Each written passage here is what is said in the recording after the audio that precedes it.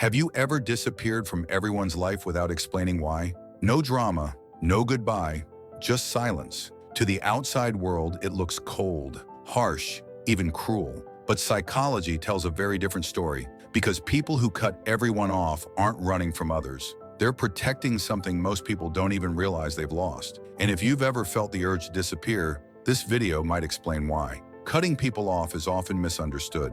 Friends call it toxic, family calls it selfish, social media calls it avoidant behavior. But psychologists have discovered something deeper. For many people, cutting everyone off isn't a weakness. It's a survival response, a quiet decision made after too much emotional overload, too many broken boundaries, and too many moments of being misunderstood. Let's break down the psychology behind why some people choose complete emotional distance and what it really says about them. 1. They reached emotional saturation. People don't cut everyone off suddenly. They disconnect slowly. They forgive too much. They tolerate disrespect. They explain themselves repeatedly until one day their nervous system says, enough. Psychology calls this emotional saturation, the point where the brain can no longer process social stress without entering fight or flight mode. At this stage, silence feels safer than conversation. Distance feels calmer than connection. So instead of arguing, explaining, or begging to be understood, they disappear. Not because they don't care,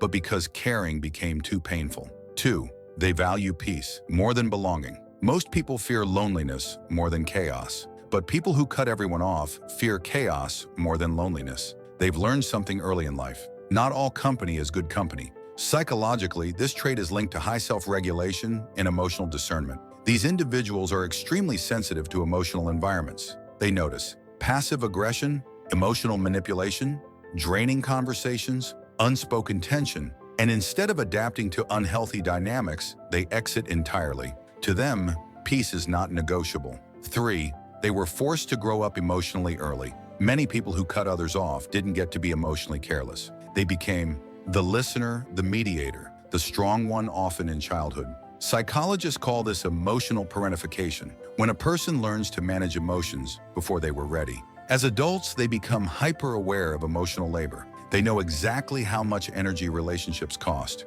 And when relationships feel one-sided, they don't fight for them. They let go, not because they're heartless, but because they've been carrying emotional weight for too long. 4. They have strong boundaries, even if it looks extreme. To outsiders, cutting everyone off looks drastic, but psychologically, it's often the last boundary someone sets after softer boundaries failed. They tried, explaining how they feel, asking for respect, giving second chances. When those didn't work, they chose distance. This isn't impulsive behavior. It's calculated self-protection. People who do this usually don't enjoy cutting others off. They grieve silently, but they've learned that access to them must be earned, not assumed. 5. They're not emotionally cold, they're emotionally selective. A common myth is that people who cut others off lack empathy. The truth is often the opposite.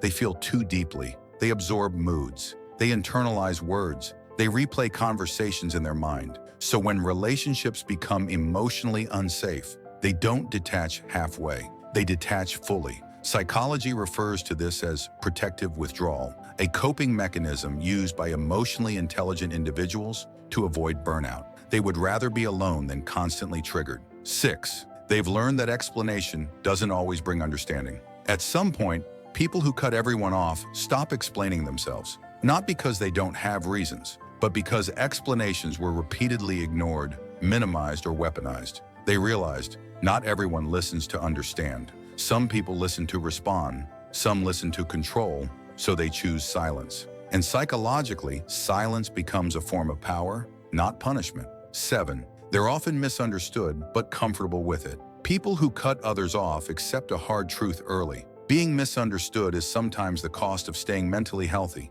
They stop trying to manage others' perceptions of them. They stop correcting rumors. They stop defending their decisions. This shows high internal validation. They don't need external approval to trust their choices. To many psychologists, this is a sign of emotional maturity. 8. Cutting everyone off isn't permanent. It's selective resetting. Contrary to popular belief, most people who cut everyone off don't stay isolated forever. They're resetting. They're recalibrating what they allow. They're relearning what healthy connection feels like. When they return, they come back different, more selective, less available, less tolerant of disrespect, and they form fewer but deeper connections. If you've ever cut everyone off, this video isn't here to judge you. It's here to remind you of something important. You didn't disappear because you were weak. You disappeared because you were overwhelmed. And sometimes walking away is the most self-aware decision a person can make. If this video resonated with you, subscribe for more deep psychology content and tell me in the comments,